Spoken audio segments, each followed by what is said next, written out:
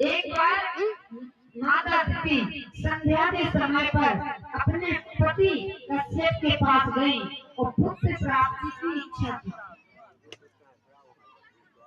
जैसे ही इनके गर्भ में पुत्र आया तो वो राक्षस हुए।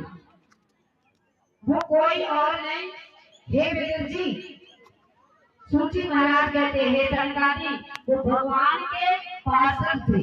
भगवान के जो पार्षद मुख्य पार्षद थे जय और विजय जो द्वारपाल थे वो ही राक्षस योनि में महारानी दिति के गर्भ में पधारे थे।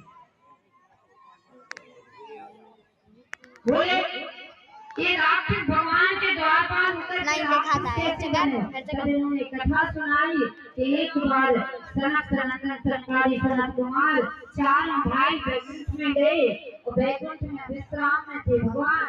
तो जैसे ये पहुंचे दोनों द्वारपाल खड़े थे, इन्होंने कहा महर्षि आप वैकुंठ में प्रवेश नहीं कर सकते। बोले भगवान के दरबार में कब से तपस्वियों को ब्राह्मणों को आने की अनुमति लेनी पड़ी, तुम्हारे भगवान का दर्शन नहीं करने दे रहे, इसलिए हम तुम्हें श्राप देते हैं कि राक्षस हो जाओ। इतने में भगवान आ गए और भगवान ने कहा कि यदि ये जन्म लेंगे तो कहते हमारे सेवक हैं, उस सेवक से यदि अपराध करे तो इसका दोष मालिक को ही लगता है, इसलिए यदि ये राक्षस की योनि में जन्म लेंगे तो इनका उद्धार करने के लिए हम भी अवतार लेंगे।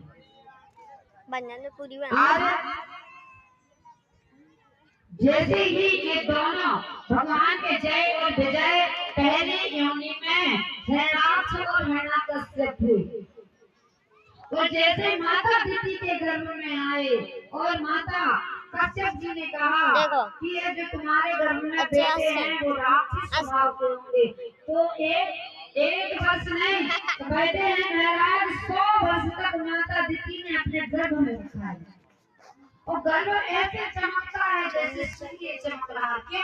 क्योंकि ये भगवान के निज निवास के द्वारपाल थे, भक्त थे।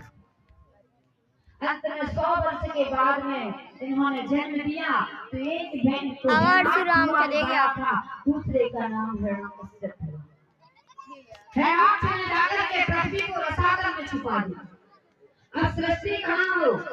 और जैसे ही मनु महाराज ने कहा सृष्टि कैसे करेंगे, बन गई ठीक आई और बनेंगे भगवान का दूसरा अवतार हो गया, भगवान सूर्य के रूप में प्राप्त हो गया। भगवान की जय।